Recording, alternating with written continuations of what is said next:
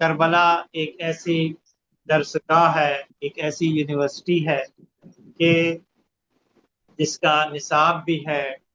اور جس میں داخلے کی شرائط بھی ہیں اور جس میں امتحانات بھی لیے جاتے ہیں اور اس کے نتائج اور اس کے انعامات بھی بتائے جاتے ہیں اور سنائے جاتے ہیں۔ آج ہم اس دانشگاہ کربلا، درسگاہ کربلا کو ایک نئے اینگل سے اس کا مطالعہ کرنے کی کوشش کریں گے کہ جس کا تعلق تعلیم اور تربیت سے ہے۔ جیسے کہ آپ جانتے ہیں کہ علم یہ جو ایک آرگنائزیشن ہے کہ جس کا نام ایجوکیشن لیڈرشپ مینجمنٹ سسٹم ہے، اور ہم چاہتے ہیں کہ جو لوگ کمیونٹی میں، اسکول اور تعلیم میں خدمات پیش کر رہے ہیں ان سب کو آپس میں جوڑا جائے اور ریلیٹ کیا جائے۔ اس لیے یہ موضوع جو ہے اس کا مناسب موضوع ہے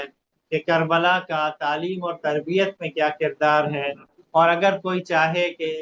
ایجوکیشن اور ایجوکیشن اینڈ ڈیولپمنٹ میں کربلا سے کیا کیا درس ہم لے سکتے ہیں، اس موضوع پر اگر ہم تحقیق کرنا چاہیں تو اس میں نئے ڈائمنشنز اور نئی جو ہے مباحث کھلتی ہیں۔ ہم اس ایک گھنٹے میں ظاہر ہے اس مکمل موضوع پر احاطہ نہیں کر سکتے، جیسے کہ مجھے محسوس ہوا کہ اس موضوع پر تو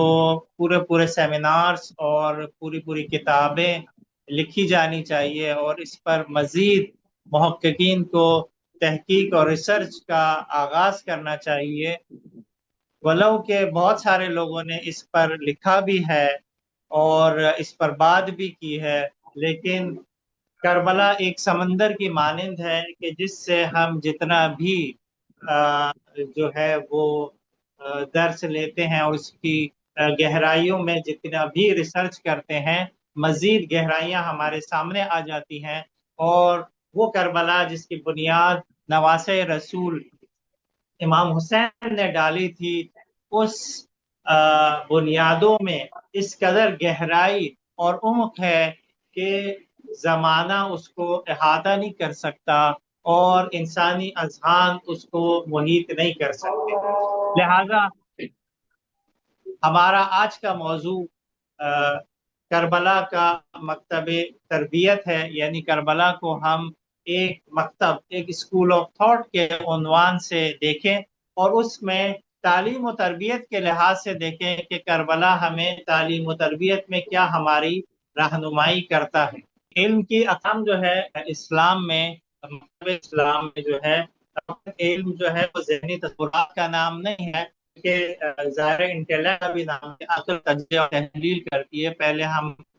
حواس خمسہ سے علوم کو حاصل کرتے ہیں جس کو ذہنی علوم کہا جاتا ہے، اور پھر عقل جو ہے اس کی تجزیہ و تحلیل کرتی ہے جس کو عقلی علوم کہا جاتا ہے، جس میں فلسفہ اور منطق اور یہ سارے علوم آتے ہیں۔ لیکن اس سے بڑھ کر اسلام جو ہے ایک قلب اور روح تک علم کو پہنچانا چاہتا ہے، اور اس کی روح اور اس کا دل جب تک اس علم کی تصدیق نہ کر دے، جس کو ہم تصدیق قلبی کہتے ہیں، اس وقت تک وہ جو ہے وہ قابل استفادہ نہیں ہوتا۔ اور یہ جو کہا گیا ہے علم اور ایمان، تو یہ ایمان اسی علم کو کہتے ہیں کہ جس پر قلب جو ہے وہ دل سے تسلیم ہو جائے، خاضع ہو جائے اور ایکسیپٹ کر لے۔ تو اقسام کے لحاظ سے بھی اسلام جو ہے ایک وسیع تصور علم کا قائل ہے۔ نیکسٹ۔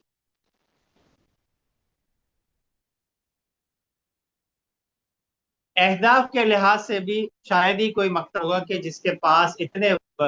اتنے اعلیٰ اور اتنے عرفہ مقاصد ہیں علم حاصل کرنے کے۔ علم فقط جو آج کی دنیا میں ہم لوگ علم اور ڈگریاں اس لیے حاصل کرتے ہیں کہ اپنے لیے ایک ذریعہ روزگار کر سکتے، لیکن دین کا کانسیپٹ علم کے حصول کے لیے بالکل ڈفرینٹ ہے، اور وہ چاہتا ہے کہ حقائق کی اشیاء تک پہنچے، نہ فقط حقائق کی اشیاء تک پہنچے بلکہ ان حقائق کا انسان کی زندگی میں، چاہے وہ فردی ہو یا اجتماعی ہو، اس کا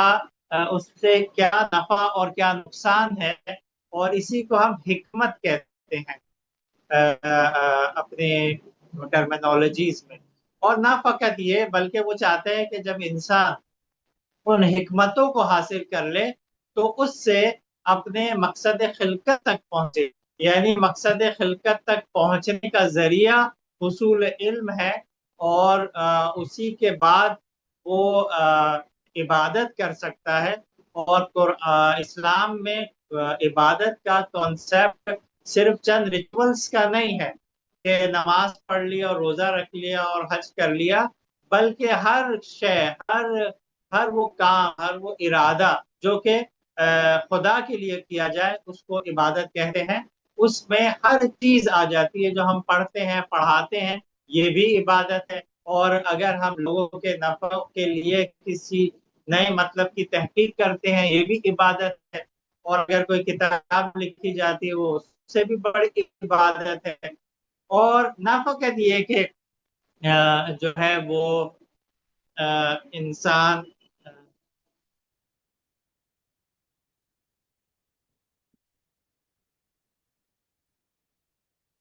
میں نے اپنے پاس بھی سلائڈ کھول لی ہیں تاکہ مجھے مشکل نہ ہو۔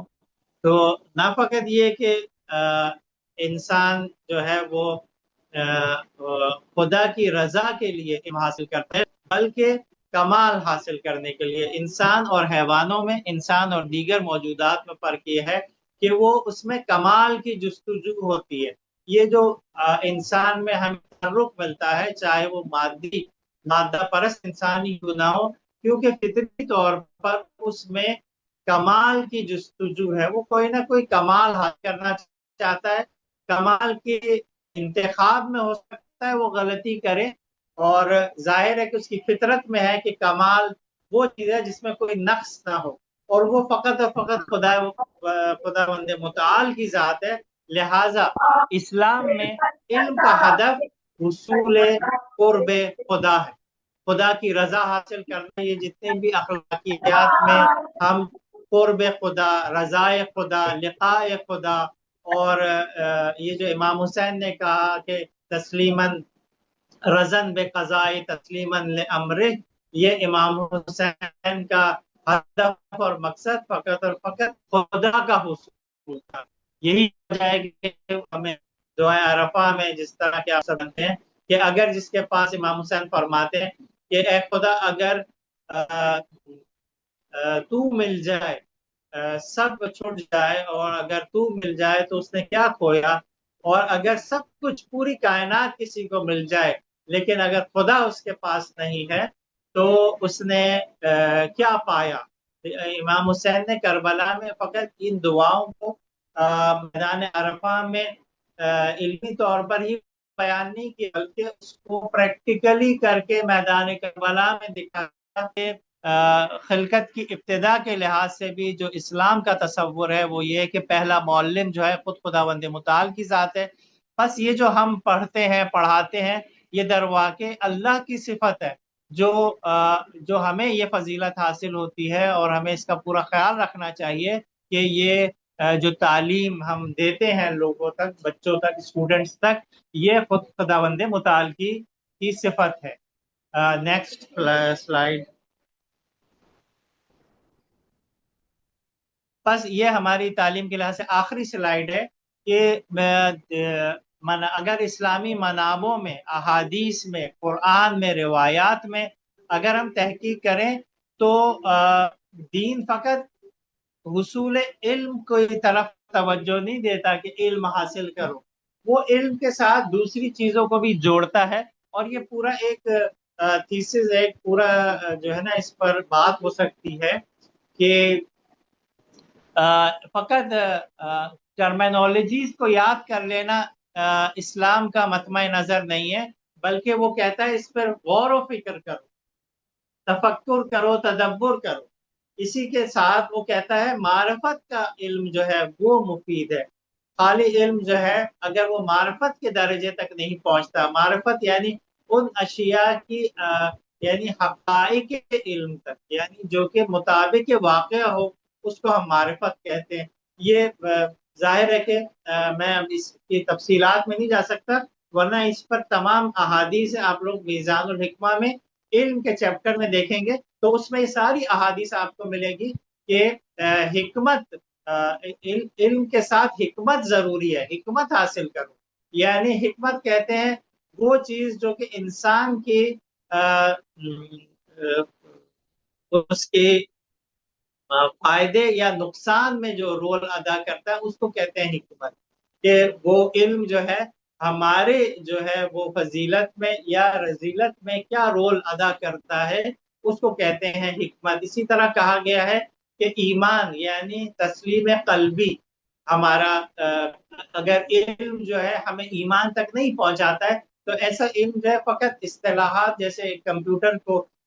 جو ہے وہ اصطلاحات کا علم ہوتا ہے۔ آج کل آرٹیفیشل انٹیلیجنس آپ سے زیادہ جو ہے وہ احادیث، روایات اور چیزیں نکال کر دے سکتا ہے، لیکن وہ اس میں ایمان نہیں ہے، اس میں حکمت نہیں ہے، اس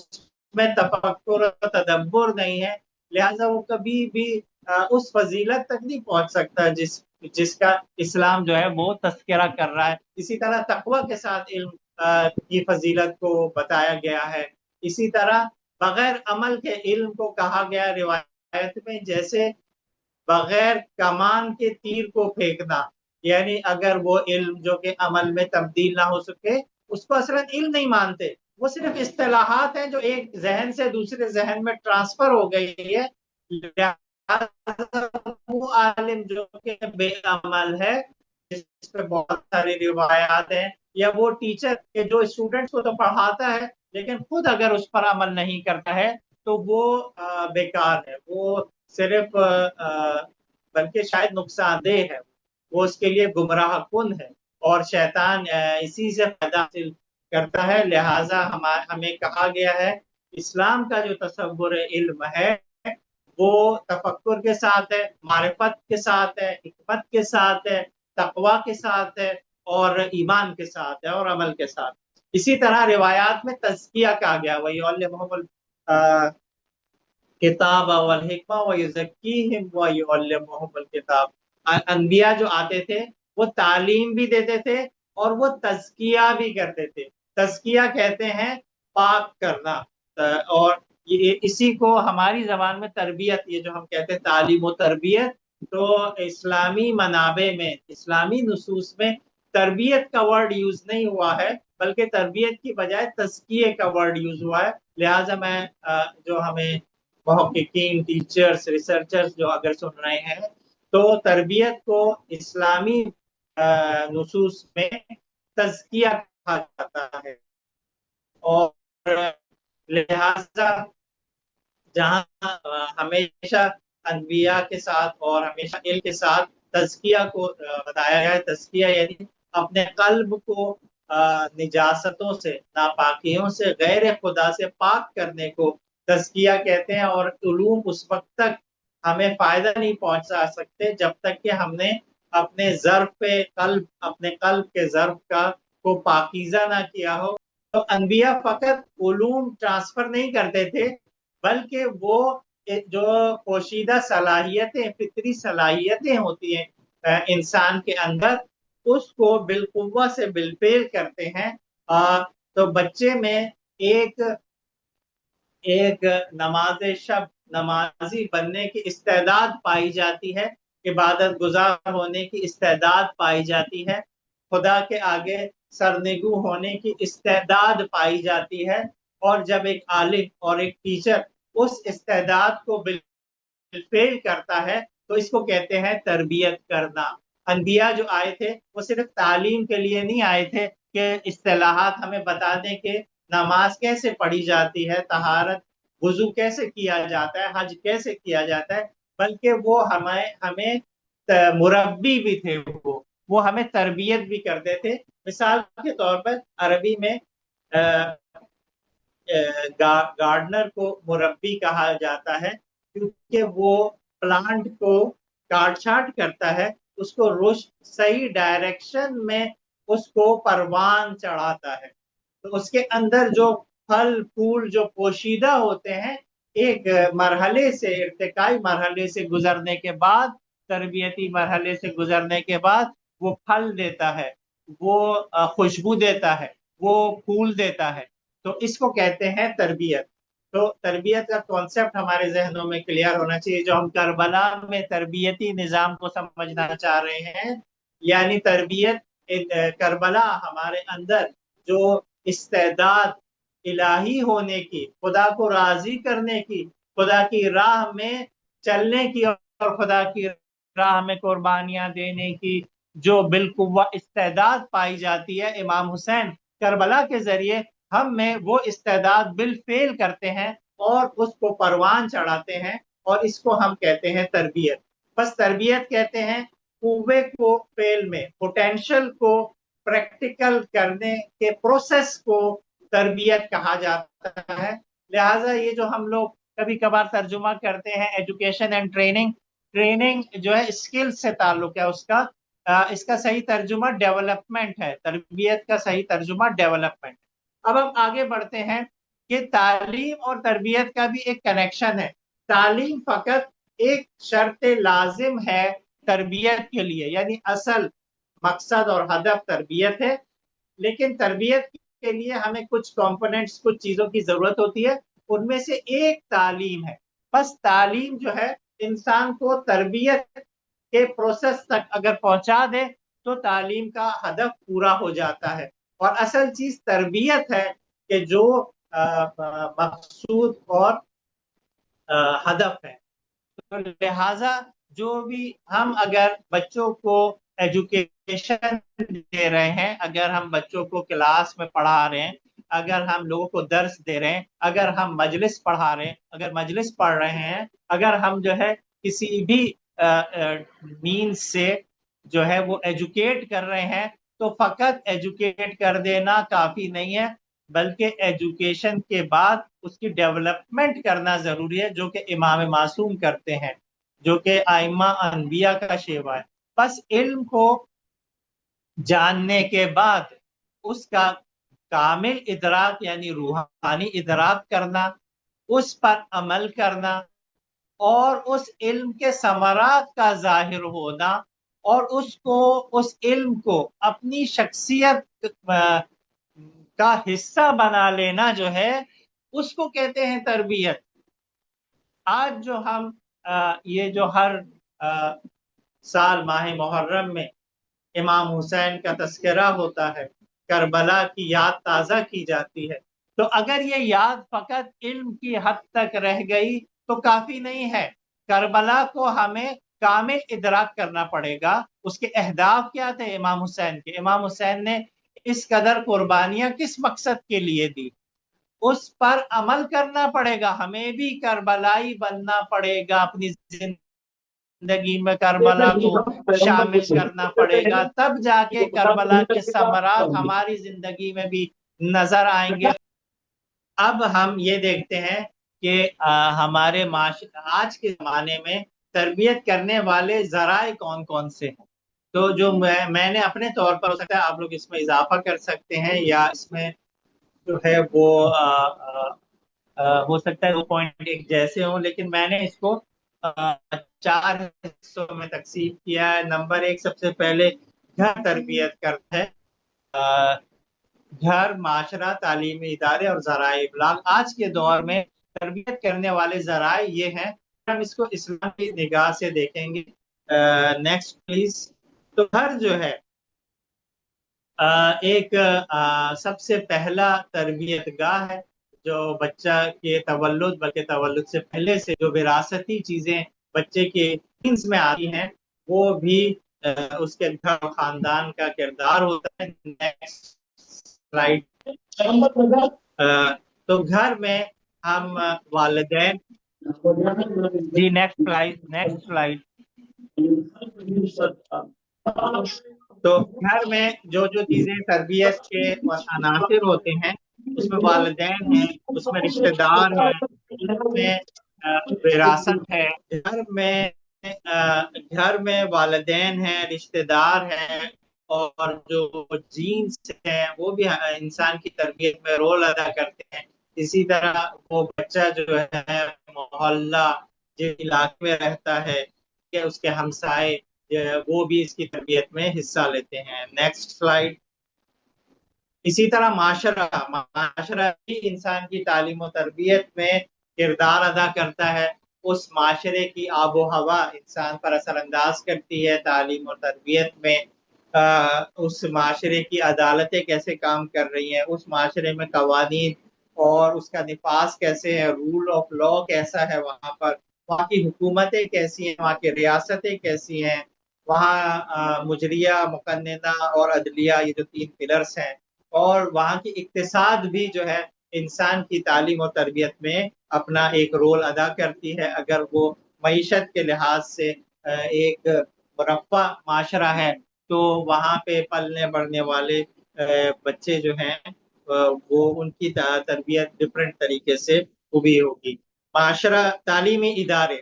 اداروں میں اساتذہ ہوتے ہیں، اس کا نصاب ہوتا ہے، دوست احباب جو بچے کے ہوتے ہیں، وہاں کی جو ایڈمنسٹریشن ہوتی ہے، ان کا رول انسان کی تعلیم و تربیت میں ہوتا ہے. جیسا نصاب اس کو پڑھایا جا رہا ہے، اساتذہ کا ایک بہت بنیادی کلیدی کردار ہوتا ہے، اور جو وہاں کی ایڈمنسٹریشن ہے اسی طریقے سے. Next slide. ذرائع ابلاغ، آج کے زمانے میں ذرائع ابلاغ بھی انسان کی تربیت میں ایک خاص رول ادا کر رہا ہے. اس میں electronic media, print media, social media اب ایک بہت اہم کردار ادا کرتا ہے. ڈیجیٹل میڈیا جس میں یہ ویب سائٹس اور یہ ساری چیزیں آ جاتی ہیں، وہ بھی انسان کی تعلیم و تربیت میں رول ادا کرتا ہے. لیکن میں یہ بتا رہا ہوں اسلام جو ہے اس کا نقطہ نظر اس میں کیا ہے. گھر ہے، معاشرہ ہے، تعلیمی ادارے، ذرائع ابلاغ ہے، یہ تربیت پہ رول ادا کرتے ہیں، لیکن ان سب سے بالا تر خدا کی ذات انسان کی تعلیم و تربیت میں ایک پانچواں اور بنیادی فیکٹر ہے، جو کہ آپ کو اسلامی تصور حیات میں ملے گا، اسلامی اسکول آف تھاٹ میں ملے گا، کہ اللہ مربی ہے اصل میں. اب اس پر احادیث روایات ہیں، لیکن کیونکہ ہمارے پاس وقت بہت کم ہے، لیکن میں آپ کو یہ بتانا چاہ رہا ہوں کہ انسان کی تربیت میں خدا کا بنیادی ترین رول ہوتا ہے. یہ جو ہمارا جسم پروان چڑھ رہا ہے یہ خدا کی ربوبیت تکوینی ہے. تو لہٰذا رب، یہ جو تربیت ہے یہ بھی ربابا سے نکلا ہے، یعنی ربوبیت، اور یہ سب ایک مشتق ہے. تو رب کہتے ہیں اس مالک کو کہ جو انسان کی ارتقائی منازل طے کرنے میں اپنا رول ادا کرے اور تدبیر کرے، اس کو رب کہتے ہیں. تو اسلامی اسکول آف تھاٹ میں اللہ مربی ہے، اور وہ انسانوں کی تربیت کرتا ہے، اور یہ تربیت جو ہے 2 طرح کی ہوتی ہے، ایک تکوینی ہوتی ہے اور ایک تشریعی ہوتی ہے. لہٰذا انبیاء کی تعلیمات میں ہمیں زیادہ تر توحید ربوبیت پر کام انبیاء نے اپنی تعلیمات، کیونکہ توحید خالقیت، خالق کا ایک ہونا، یہ زیادہ تر معاشروں میں قابل قبول تھا، لیکن ان کے نزدیک رب یعنی پالنے والے، یعنی تربیت کرنے والے مربی جو ہے وہ اس میں شرک کرتے تھے اور ایک سے زیادہ رب کے قائل تھے. لہذا انبیاء کی تمام تحریکیں جو زیادہ تر ہمیں نظر آتی ہیں وہ توحید ربوبی کو معاشرے میں عملی کرنے کے لیے انہوں نے تحریکیں چلائیں، اور انہوں نے کوششیں کی کہ سب لوگ اللہ ہی کو اپنا مربی مانے اور رب مانے. لہذا یہ جو دعاؤں میں زیادہ تر ہمیں جو ملتا ہے ورڈ یا رب، یا ربنا اغفر لنا، یعنی جتنی بھی دعائیں جو ربنا سے شروع ہوتی ہیں وہ اس طرف ہمیں اشارہ کرنا چاہ رہی ہیں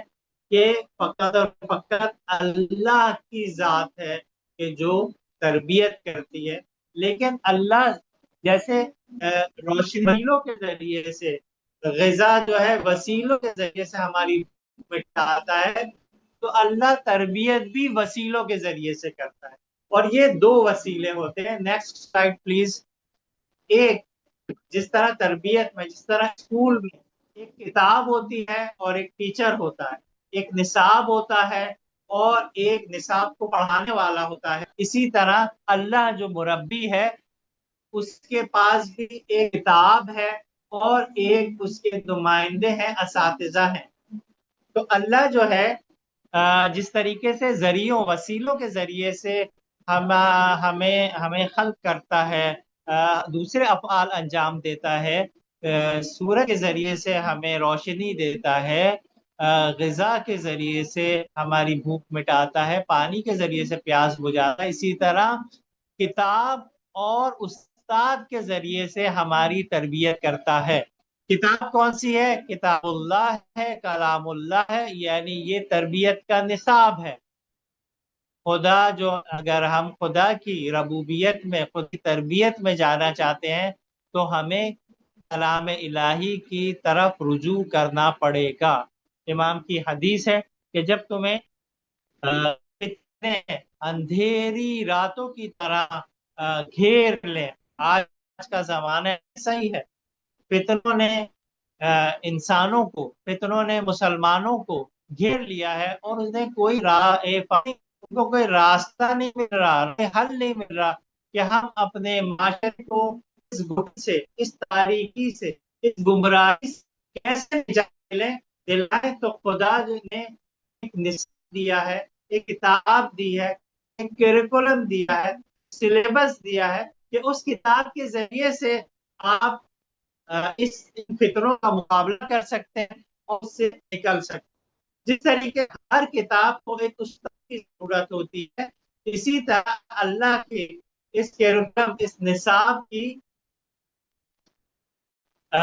خدا نے نمائندے بھیجے ہیں۔ نمائندے وہ پہلے انبیاء کی صورت میں ہیں، پھر وہ ائمہ کی صورت میں ہے، معصومین کی صورت میں ہے۔ معصومین میں 14 معصومین آ جاتے ہیں، جناب سیدہ بھی آ جاتی ہیں، اور ائمہ میں تمام 12 ائمہ آتے ہیں۔ اور یہ جو ہیں انبیاء کے بعد ہماری تربیت کے ذمہ دار ہیں۔ اگر ہمیں اپنے آپ کو اللہ کے تحت اپنی تربیت کرنی ہے، اپنی پوشیدہ انسانی اور الہی صفات کو اجاگر کرنا ہے، بالفعل کرنا ہے، اگر ہمیں ایک الہی انسان بننا ہے، اگر ہمیں خدا کے قرآن کی، خدا کی کتاب سے آشنائی حاصل کرنی ہے، اس کے مطابق عمل کرنا ہے، تو ہمیں اللہ کے نمائندے یعنی رسول خدا صلی اللہ علیہ وآلہ وسلم اور پھر 12 ائمہ اور معصومین کے تحت ہمیں تربیت اپنی کرنی ہوگی، ان کے فرامین، ان کی سیرت کے مطابق۔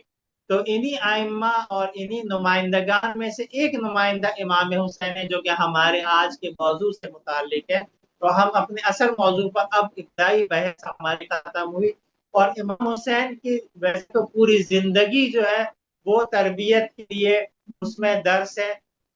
لیکن امام حسین کی زندگی میں جو اہم ترین واقعہ ہے، اور امام حسین کو اس واقعے کے لیے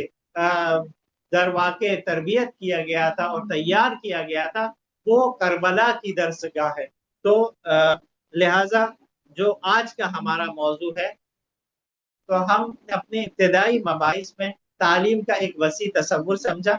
تعلیم کا اہداف تک پہنچنا ہے، وہ ہدف جو ہے وہ تربیت سے حاصل ہوتا ہے۔ تربیت کے مفہوم کو ہم نے پہچانا، کیا انسان کے اندر جو الہی اقدار پوشیدہ ہے، وہ خدا جو ہے اس کا مربی ہے، اور خدا ذریعوں وسیلوں کے جیسے ہماری تربیت کرتا ہے۔ ان وسیلوں میں ایک قرآن ہے اور ایک انبیاء ائمہ ہے۔ ان ائمہ میں سے ایک اہم ترین ہستی جو امام حسین ہے، جن کو کہا گیا ہے کہ سارے ائمہ جو ہے وہ سفینہ نجات ہے، لیکن حسین کا سفینہ جو ہے اسرا ہے۔ حسین جو ہے وہ بہت تیزی سے انسان، بہت آسانی سے انسانوں کی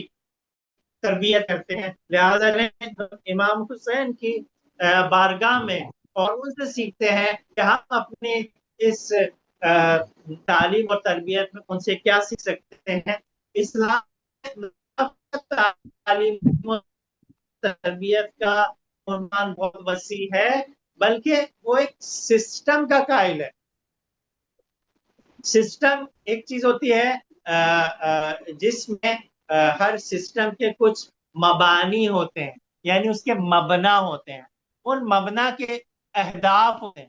ان اہداف کو حاصل کرنے کے لیے کچھ قواعد و ضوابط اور اس کے رولز اور پرنسپلز ہوتے ہیں، اور ان اصول کو لاگو کرنے کے لیے کچھ روشیں ہوتی ہیں۔ تو اسلام بھی کیونکہ ایک سسٹم دیتا ہے تعلیم و تربیت کا، ایسے نہیں ہے کہ اس نے فقط اصول بتا دیے آپ کو، بلکہ وہ ایک انٹیگریٹڈ سسٹم ہے جس کے مبانی ہیں، ان مبانی کے مطابق اس کے اہداف ہیں، ان اہداف کو پورا کرنے کے کچھ پرنسپلز ہیں، ان پرنسپلز کو پریکٹیکل کرنے کے لیے اس کے میتھڈالوجی ہے، اس کی روش ہے۔ تو یہ ایک بہت وسیع موضوع ہے تعلیم و تربیت کا، کہ نظام کو اسٹڈی کرنا چاہیے ہمیں، اور اسلام کے پاس جس طریقے سے ہر چیز کا سسٹم ہے، اس طریقے سے تعلیم و تربیت کا ایک سسٹم ہے، ایک انٹیگریٹڈ سسٹم ہے کہ جو مبانی سے شروع ہوتا ہے اور میتھڈالوجی پر ختم ہوتا ہے۔ لہٰذا آج میں اپنے، اگر مجھے سننے والے ریسرچ کرنا چاہتے ہیں تو وہ امام حسین کے مکتب میں تعلیم و تربیت کے نظام کو تلاش کریں اور اس پر ریسرچ کریں، اور امام حسین نے جو مبانی پیش کیے ہیں، جو اس کی اہداف ہیں، جو اس کے اصول ہیں، قواعد و ضوابط ہیں، اور جو اس کی روشیں ہیں، اس پر ہمیں تحقیق کرنے کی ضرورت ہے، اس پر ہمیں ریسرچ کرنے کی ضرورت ہے۔ اب یہ تعلیم و تربیت کا جو نظام ہے اس کی کچھ اقسام ہے، ان اقسام کے تحت ہمیں کربلا کو اسٹڈی کرنا پڑے گا۔ یہ اقسام دو طرح کی ہیں گروسلی، ایک فردی تربیت کرتا ہے، خدا جو ہمارا مربی ہے، جو کہ قرآن اور اہل بیت سے ہماری تربیت کرتا ہے، وہ ایک فردی تربیت کرتا ہے اور ایک اجتماعی تربیت کرتا ہے۔ فردی تربیت میں جسمانی تربیت آتی ہے، اس کے احساساتی، اس کے عواطف، اس کے جذبات کی بھی تربیت کرتا ہے، دین اور اسلام اور کربلا اور انسان کی روح کی بھی تربیت کرتا ہے، روحانی تربیت کرتا ہے، اور اسی روحانی تربیت کو اخلاقی تربیت بھی کہا جاتا ہے۔ لہذا انفرادی تربیت میں انسان کے نشو و نما، اس کے جذبات کی نشو و نما، روح اور اخلاق کی نشو و نما شامل ہیں۔ جی ڈاکٹر صاحب اب آواز آ رہی ہے، آپ اب بات کر سکتے ہیں، کنٹینیو کر سکتے ہیں۔ Can you hear me؟ آواز آ رہی ہے، وہی آواز آتی ہے سب۔ جی جی جی، تو ہم یہ کہہ رہے تھے کہ اقسام تربیت پہ ہم نگاہ ڈال رہے تھے۔ یہ اقسام میں نے اس لیے بیان کیے کہ ہمیں کربلا کے پورے واقعے کو ان اقسام کے تحت دیکھنا ہوگا کہ فار ایگزامپل جسمانی تربیت، امام حسین کے جو اصحاب تھے وہ جسمانی لحاظ سے مقابلہ کرنے کی پوری طاقت رکھتے تھے، اور انہوں نے اس کی تیاری بھی کی ہوئی۔ تو انسان کی انفرادی تربیت میں جسمانی تربیت ہے، اس کے احساسات کی تربیت ہے، اس کی روح کی تربیت ہے، اور اس کے اخلاق کی تربیت، یہ انفرادی تربیت ہے انڈیویجول۔ اب اجتماعی، ہر چیز اسلام کا ایک اجتماعی پہلو، جو کہ ہم لوگوں نے دین کو صرف فردی اینگل سے دیکھا ہے اور اجتماعی اینگل سے ہم اس کو نہیں دیکھ پائے، اور اسی طریقے سے کربلا کو بھی لوگ بہت فردی لینس سے دیکھتے ہیں، اور اجتماعی پہلو کو نظر انداز کر دیتے ہیں، جو کہ اس کے ساتھ بہت زیادہ زیادتی ہے۔ اجتماعی تربیت میں انسان کی سوشل تربیت ہے، اس کی سماجی تربیت ہے، اس کی اکانومی کی تربیت ہے، اقتصادی لحاظ سے اس کی تربیت ہے، اس کی ثقافتی کلچر، یہ بہت ضروری ہے۔ یہ جو ہم کہتے ہیں کہ امام خمینی نے کہا تھا کہ یہ انقلاب جو ہم لے آئے ہیں، یہ ایک سیاسی تبدیلی آ گئی ہے ایران میں، لیکن اس تبدیلی کو کلچرل تبدیلی میں بدلنا ہوگا۔ دین اور اسلام جو انسان کے کلچر کا حصہ بننا چاہیے، ٹھیک ہے۔ تو یہ اس کی ایک قسم ہے۔ تو یہ اجتماعی تربیت میں سماجی تربیت، اقتصادی تربیت، ثقافتی تربیت اور سیاسی تربیت، پولیٹیکل تربیت۔ تو کربلا فقط فردی تربیت کا نام نہیں ہے، بلکہ وہ اجتماعی تربیت، انسان کے باہمی روابط، انسان کی اجتماعی گروتھ، اجتماعی تربیت، انسان کی ثقافتی تربیت۔ یہ کربلا ایک ثقافت کا بھی نام ہے، کربلا ایک سیاست کا بھی نام ہے۔ امام حسین کا ایک جو ہے وہ مقصد یہ تھا کہ وہ یزید کی حکومت کو قبول نہیں کرتے تھے۔ وہ کہتے کہ ایسا شخص حاکم نہیں ہو سکتا، بنو امیہ کا کوئی شخص حاکم نہیں ہو سکتا۔ امام حسین نے اپنے اقوال میں اس کو فرمایا۔ تو نیکسٹ سلائیڈ پلیز۔ یہ جو مکتب ہم کہتے ہیں، یہ بھی انشاءاللہ پھر کبھی اس تفصیل سے بیان کیا جائے گا کہ مکتب کی ڈیفینیشن کیا ہے۔ یہ جو ہم کہتے ہیں school of thought, school of thought کہتے ہیں کسی بھی نظریے کی جہان بینی، یعنی کنسپٹ اباؤٹ یونیورس، یعنی کائنات اور انسان اور خدا میں ان کا کیا تصور ہے۔ اور آئیڈیالوجی، آئیڈیالوجی کہتے ہیں باید و ناباید، یعنی کیا ہونا چاہیے اور کیا نہیں ہونا چاہیے، اس کو کہتے ہیں آئیڈیالوجی۔ تو کسی بھی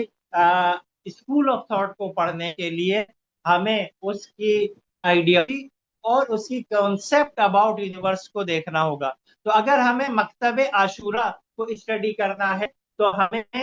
اس کی جہان بینی، یعنی وہ دنیا کو کیسے نگاہ کرتا ہے، حسین اس دنیا کے بارے میں، موت کے بارے میں، دنیاوی زندگی کے بارے میں کیا فرماتے ہیں، آخرت کے بارے میں کیا فرماتے ہیں،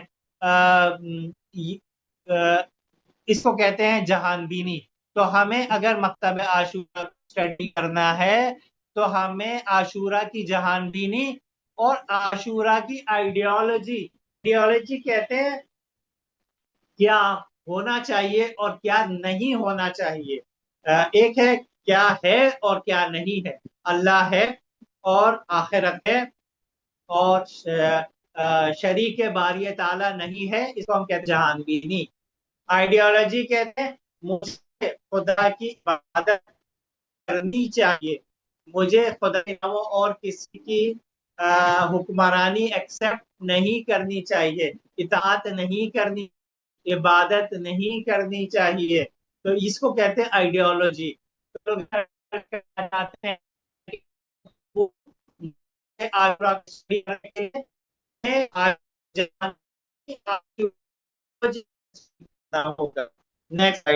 جس طریقے سے میں نے اپنے درس کی ابتدا میں بتایا تھا کہ ہر درسگاہ کا اپنا ایک نصاب ہوتا ہے، داخلے کی جو شرائط ہوتی ہیں، اسی طریقے سے کربلا کی بھی شرائط ہے، کربلا میں داخلے کی شرائط ہے، اخلاص، کربلا میں داخل ہونے کے لیے، کربلائی ہونے کے لیے جان کو خطرے میں ڈالنا، انسان کو اپنے نظریات پر عمل کرنا ضروری ہے۔ یہ داخلے کی شرائط ہے کہ جس کو کہا جا سکتا ہے۔ یہ میں صرف کیونکہ یہ 1-1.5 گھنٹے لیکچر میں صرف اشارہ کر سکتا ہوں، ورنہ درسگاہ کربلا پہ شاید عشروں کے عشرے اور جو ہے پورا ایک کریکولم اس پر بنایا جا سکتا ہے۔ تو کربلا کے اگر نصاب کو دیکھتے ہیں تو اس میں عشق حقیقی، خدا کی سے حقیقی عشق، دین کی اصل معرفت، معاشرے میں عدالت کا اجتماعی عدالت کو جاری کرنا، یہ اس کے نصاب ہے۔ حق شناسی، حق اور باطل کی پہچان، آزادگی یعنی ہر قید و بند سے خدا کے علاوہ ہر قید و بند سے خود کو آزاد کرنا، ظلم ستیزی، ظلم کا مقابلہ کرنا، ظلم کو قبول نہ کرنا، غیرت و حمیت، شجاعت و شہامت، صداقت و طاقت، صفائے باطن، دعا و مناجات، یہ سب ہم نصاب کربلا میں اس کو شامل کر سکتے ہیں۔ اسی طرح اس کا امتحان، کربلا کا اپنا خاص طریقہ کار ہے امتحان کا، کہ جس امتحان میں انسان کو اپنے ہر چیز، امام حسین نے ثابت کیا کہ کس طریقے سے خدا کی راہ میں ہر شے خدا کو پیش کرتے ہیں، اور پھر کہتے ہیں کہ خدا کیا تو مجھ سے راضی ہو گیا؟ تو یہ خدا کا امتحان ہے۔ اگر کوئی کربلا کے امتحانات کو دیکھنا چاہتا ہے تو یہ ایک پورا ایک اس میں بہن نے کس طریقے سے امتحان دیا، اس میں اصحاب نے کس طریقے سے امتحان دیا، باپ نے کس طریقے سے بیٹے کی قربانی دی، بھانجے نے، بھتیجے نے کیسے جو ہے اپنے چچا اور ماموں پر قربانی دی۔ یہ امتحانات کا طریقہ ہے کہ نہ فقط جان کو ہتھیلی پر رکھا جاتا ہے کربلا میں، عزت، آبرو، ناموس، ہر چیز کو خدا کی راہ میں بہت طویل اور سخت سفر کرنا، اپنے گھر بار کو چھوڑ کر، مکہ و مدینہ کو چھوڑ کر۔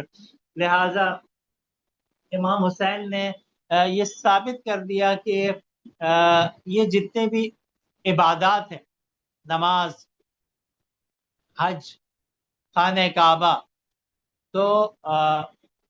خانہ کعبہ کے گرد طواف کو حج کہتے ہیں، لیکن امام حسین نے بتایا کہ آپ نے حج کو عمرے میں تبدیل کیا، اس کا مطلب ہے حج سے بڑھ کر بھی کوئی چیز ہے اسلام میں، وہ امام کا مقصد اور مقصد تھا۔ تو اور اسی طریقے سے سرٹیفکیٹس ہیں۔ مجھے نہیں پتا کہ میرے پاس ٹائم کتنا ہے، اگر مجھے بتا دیا جائے تو میں اس حساب سے اپنے گفتگو کو پھر 15 منٹ مختصر ہیں کروں گا۔ جی 15 منٹ ٹھیک، ہیں ہمارے شیڈیول ٹائم میں، جی جی لیکن وہ سوال و تو جواب بھی ہونے جس چاہیے سر۔ طریقے، جی سوال جواب بھی کریں گے، لازمی کریں گے۔ تو جس طرح سے ہر درس گاہ میں اس کے داخلے کی شرائط ہوتی ہیں، اس کا نصاب ہوتا ہے، اس کے اساتذہ ہوتے ہیں، اس کے امتحانات ہوتے ہیں، اس کے شاگرد ہوتے ہیں، اور اس کے آخر میں اس کے سرٹیفکیٹس دیے جاتے ہیں، تو کربلا کی درسگاہ میں بھی سرٹیفکیٹ دیا جاتا ہے آپ کو امام کی ہمراہی کا۔ تو امام کی یہ جو سفر ہے یہ صرف کربلا تک محدود نہیں ہے، بلکہ لوگوں نے اس درسگاہ سے درس حاصل کرتے ہوئے آج بھی کربلا کے راستے پر وہ چلتے ہیں، اور اپنی جانوں کا نذرانہ اور اپنی ہر چیز خدا کی راہ میں پیش کرتے ہیں۔ تو پھر ان کو سرٹیفکیٹس دیے جاتے ہیں، انعامات دیے جاتے ہیں کہ امام سید الشہداء جو ہیں وہ ان کا استقبال کرتے ہیں، ان شہداء کا کہ جنہوں نے اس امام حسین کی راہ میں قربانیاں دی ہیں، وہ امام حسین ان کا استقبال کرتے ہیں، اور امام حسین کے اصحاب اور مولا عباس جو ہیں وہ ان کا استقبال کرتے ہیں۔ اب ہم آگے بڑھتے ہیں، اور یہ میری آخری گفتگو کے عنوان ہے کہ ویسے تو بہت زیادہ تفصیل سے اس میں کوئی ہزار نکات بیان کیے جا سکتے ہیں تربیتی، لیکن واقع کربلا کی میں جو ہمیں انفرادیت کو ہم انشاءاللہ پھر کبھی بتائیں گے کہ کربلا جو ایک درسگاہ ہے وہ اس میں ایک یونیکنس ہے، اور اس کی یونیکنیس ایسی ہے کہ جو ہمیں تاریخ میں کہیں نہیں ملتی۔ اس کی جو تیاری ہے وہ مثلا حضرت آدم سے تمام انبیاء نے کربلا کی زیارت کی، وہاں پر گریہ کیا، رسول خدا نے امام حسین کو تیار کیا، امام علی جناب فاطمہ نے امام حسین کو آمادہ کیا، حضرت عباس کو تیار کیا۔ یہ زمینہ سازی ہمیں کسی واقعے میں نہیں ملتی کہ جس کی زمینہ سازی جو ہے حضرت آدم سے کی جا رہی ہے جس واقعے کی۔ اور ایسا حق و باطل کا معرکہ جہاں ایک مکمل 100% بلکہ 100 سے بھی زیادہ ایک طرف کامل حق ہے اور ایک طرف کامل باطل ہے۔ اسی طرح ایک یونیکنیس کربلا کی جو کہ شہید مطہری نے بیان کی ہے کہ کربلا میں عجیب یہ ہے کہ حسینی جو ہے وہ اسلام کو بچانے کے لیے سارے کچھ قربان کر رہے تھے، لیکن یزیدی فوج بھی ان کو اسلام کے نام پر شہید کر رہی تھی اور ان کو اسلام کے باغی ہونے کے عنوان سے ان کو شہید کیا جا رہا تھا۔ لہٰذا یہ مارک عجیب ہے کہ دونوں طرف اسلام کے نام پر، اور آج بھی ہمیں یہ نظر آتا ہے، اور آج بھی جو ہے یہ معرکہ حسین و یزید آج بھی ہے۔ یزیدی طاقتیں بھی جو ہے اسلام کے نام پر جو ہے گردنیں کاٹتی ہیں اور جو ہے وہ جانے لیتی ہیں ان حسینیوں کا کہ جو جانوں کو اپنی ہتھیلی پر رکھ کر امام حسین کے مشن کو آگے پہنچاتے ہیں۔ اسی طرح اور نے کچھ اور بھی اہل حق کو یہ عجیب واقعہ ہے کہ جس میں حسینیوں کو یہ پتا تھا کہ ہم لازمی طور پر شہید کر دیے جائیں گے۔ ایسے راستے پر چلنا کہ جب معلوم ہے کہ آپ کا سر قلم کر دیے، آپ کو آپ کی زندگی ختم کر دی جائے گی، لیکن آپ کے پائے استقامت میں لرزش نہ آئے، ایسے میدان کو میدان کربلا کہا جاتا ہے۔ اور یہ ایسا واقعہ ہے جو نہ فقط اس تاریخ میں یہ واقعہ ہوا بلکہ عزاداری سے یہ بھی اس کی ایک یونیکنیس ہے کہ وہ 1400 سال بعد بھی آج بھی اس کی یاد منائی جاتی ہے، اس کے غم میں رویا جاتا ہے، اس کے غم میں سیاہ لباس پہنے جاتے ہیں اور عاشور اور اربعین کو زندہ رکھا جاتا ہے۔ یہ ایک ایسا واقعہ ہے کہ اس کا منتقم آج تک زندہ ہے، اور امام زمانہ آئیں گے کہ جو بدلہ لیں گے اس کارزار کا، اور جو ظلم اور بربریت کی جو داستان رقم ہوئی ہے اس کا منتقم آج زندہ ہے، اور وہ انشاءاللہ جلد ظہور کرے گا اور وہ اس واقعے کا کہ ظلم کا بدلہ لے گا۔ اس لحاظ سے بھی یہ واقعہ ایک اپنی یونیکنیس رکھتا ہے۔ اور آخری اور اہم ترین چیز جو ہے اس کا پیغام، یہ جو امام حسین کے درسگاہ میں امام حسین کا ایک میسج ہے، اور وہ میسج دین میں محدود نہیں ہے، وہ اسلام کے لیے فقط نکلے نہیں تھے بلکہ وہ انسانیت کو بچانے نکلے تھے۔ لہٰذا ہم اس کو کہتے ہیں آفاقی۔ وہ جب تک کہ انسانیت زندہ رہے گی امام حسین کا اس کربلا کا پیغام زندہ رہے گا۔ لہٰذا ہر ایک کے ذہن میں یہ سوال گونجتا ہے کہ آخر وہ مقصد کیا تھا، وہ ہدف کیا تھا، وہ آخر ایسی کون سی چیز تھی جس کو بچانے کے لیے امام حسین نے اپنا نہ فقط اپنے سر قلم کر دیے، اپنے بچوں کو ذبح کروا دیا، اپنی ناموس اور اپنی عطرت اور اپنی خواتین کو بھی اپنے ساتھ لے کر نکلے۔ تو لا محالہ یہ واقعہ جو ہے انسان کو یہ سوچنے پر مجبور کر دیتا ہے کہ آخر امام حسین کا مقصد کیا تھا۔ اب یہ خود ایک بہت ہی طولانی مفصل ٹاپک ہے کہ جس پر کتابیں لکھی گئی ہیں اور جس پر بہت زیادہ اختلاف بھی ہے۔ بعض لوگ کہتے ہیں کہ بس یہ واقعہ ہونا تھا، یہ ایک تاریخ کا جبر تھا۔ یہ میں نے کچھ مقاصد لکھے ہیں جو زیادہ مشہور ہیں، ورنہ اس پر تو کتابیں بھی لکھی گئی ہیں۔ لہٰذا بعض لوگ کا مقصد یعنی امام حسین کا مقصد بس شہادت شہید ہو جانا تھا، جو کہ انہیں خبر دی گئی تھی کہ آپ کو کربلا جا کر شہید ہونا ہے، اور یہی مقصد تھا۔ بعض لوگوں کا کہنا ہے کہ امام حسین سے اگر یزید بیعت نہ مانگتا تو یہ کربلا نہ ہوتی، جبکہ یہ بھی جو ہے وہ شہید مطہری نے اس پر مفصل حماسہ حسینی میں لکھا ہے۔ جو لوگ تفصیلاً اس کو پڑھنا چاہتے ہیں وہ وہاں پر مطالعہ کر سکتے ہیں۔ بعض لوگوں کا کہنا ہے کہ کوفے والوں نے کیونکہ دعوت دی تھی، لہٰذا اتمام حجت کے لیے ایک امام معصوم کو کچھ لوگوں نے کہا ہم تیار ہیں آپ آ جائیے، لیکن پھر آپ کے ساتھ دھوکہ ہو گیا، اس لیے کربلا ہوئی۔ بعض کا کہنا یہ ہے کہ وہ امام کے خون کا پیاسے تھے، لہٰذا امام نہیں چاہتے تھے مکہ اور مدینہ میں ان کا خون بہایا جائے، لہٰذا آپ نے مدینہ سے مکہ اور پھر مکہ سے کربلا کا سفر کیا۔ بعض لوگ کہتے ہیں نہیں، امام حسین نے کا مقصد جو ہے وہ سیاسی تھا، وہ یزید، یہ بنو امیہ اور بنو ہاشم کی ایک ازل سے جو ہے وہ مخاصمت تھی، اور آپ یزید کی حکومت کو کسی صورت قبول نہیں کرتے تھے، کیونکہ یزید جو ہے وہ شارب خمر تھا اور کلم کلا گناہ کرتا تھا، لہذا وہ آپ کے نانا کے مسند پر بیٹھنے کی جو ہے وہ نہیں رکھتا تھا۔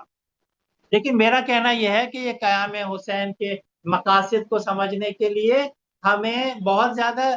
زحمت نہیں کرنی چاہیے۔ امام حسین نے خود اپنے اقوال، اپنی اس تحریک کو واضح اور روشن طریقے سے بیان کیا ہے، اور جو ہے وہ امام حسین کے صرف اقوال کو نکال کے دے دیں تو امام حسین واضح کرتے ہیں۔ جیسے محمد بن حنفیہ کو جو آپ نے وصیت نامہ لکھا، اس میں آپ نے واضح طور پہ لکھا کہ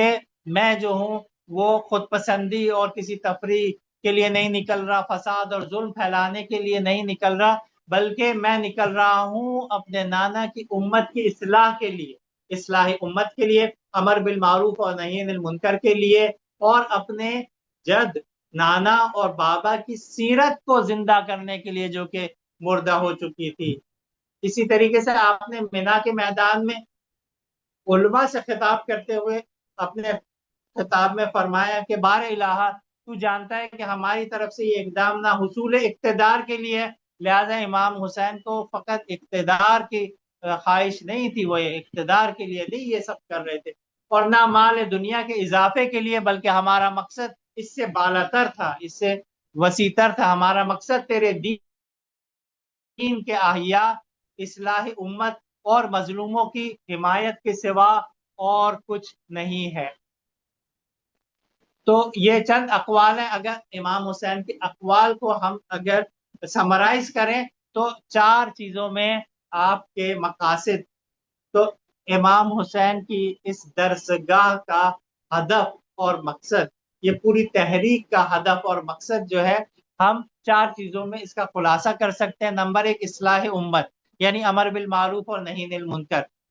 امت نانا کی امت جو ہے وہ دین سے بے بہرا ہو گئی تھی، دین سے دور ہو گئی تھی، لہٰذا آپ اسے صحیح کرنا چاہتے تھے۔ نمبر 2، دین کا احیاء، سیرت رسول اور سیرت علی جو ہے وہ ختم ہو گئی تھی، بدعتوں کا آغاز ہو گیا تھا، لہٰذا آپ بدعتوں کو ختم کرنا چاہتے تھے اور اپنے نانا کے دین کو دوبارہ سے زندہ کرنا چاہتے تھے، یہ بھی ایک مقصد ہے۔ تیسرا، مظلوموں کی حمایت، ظلم بہت بڑھ چکا تھا اور مظلوموں کی حمایت کہیں نہیں ہو رہی تھی، لہٰذا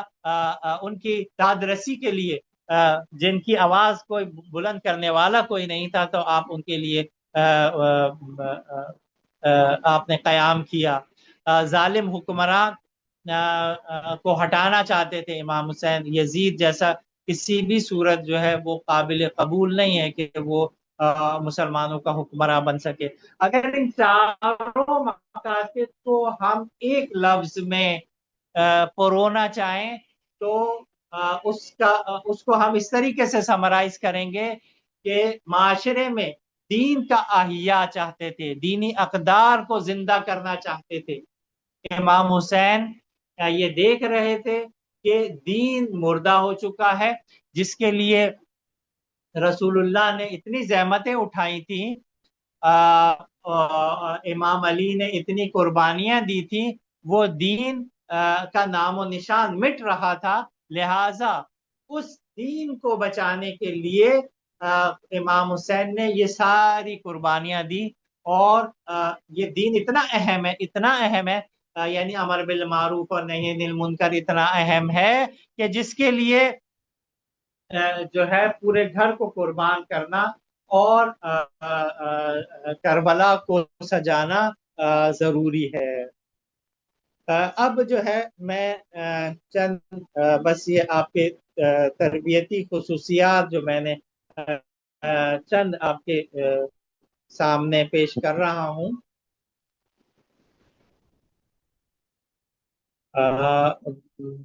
आपको अगर तहकीक करनी है तो जो मैंने अक़साम बयान की है तरबियत की, उसके हवाले से जो है वो इन चीज़ों को, इन नुकात को उसमें पिरो सकते हैं। लेकिन क्योंकि हमारे पास दामन वक्त में जगह नहीं है, लिहाजा मैंने कोई 14 नुकात निकाले हैं। मैं बोलता जाऊंगा, अगर वक्त ख़त्म हो जाए तो मुझे अल्टीमेट कर दिया जाए तो हम उस पर जो है वो ख़त्म कर देंगे। जो पहला तरबियती खुसूसियत है करबला को, अगर हम एक दरसगाह के उन्वान पर लें और तरबियत गाह के तौर पर लें, तो पहला जो इस मकतब की असास और बुनियाद है वो दीन।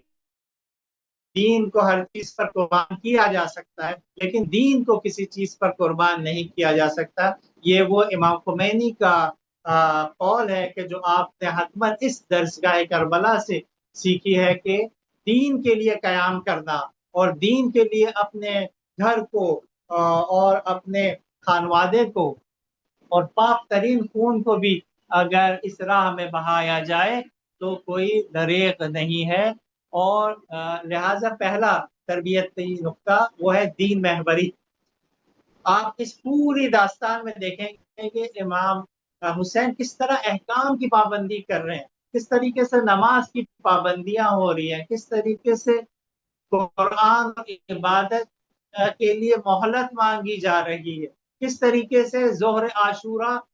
नमाज असर, नमाज जोहर अदा की जा रही है। ये सब वो नुकात हैं कि जो हमें बताते हैं दीन महबरी के लिए। और ये दीन महबरी ही है कि जो सूरह अनफाल की 24वीं आयत में कहा गया है कि जब तुम्हें अल्लाह और उसके रसूल पुकारे, लेमा यूही, ताकि वो तुम्हें जिंदा करें। बस कुरान और करबला के मुताबिक 2 तरह की जिंदगी है,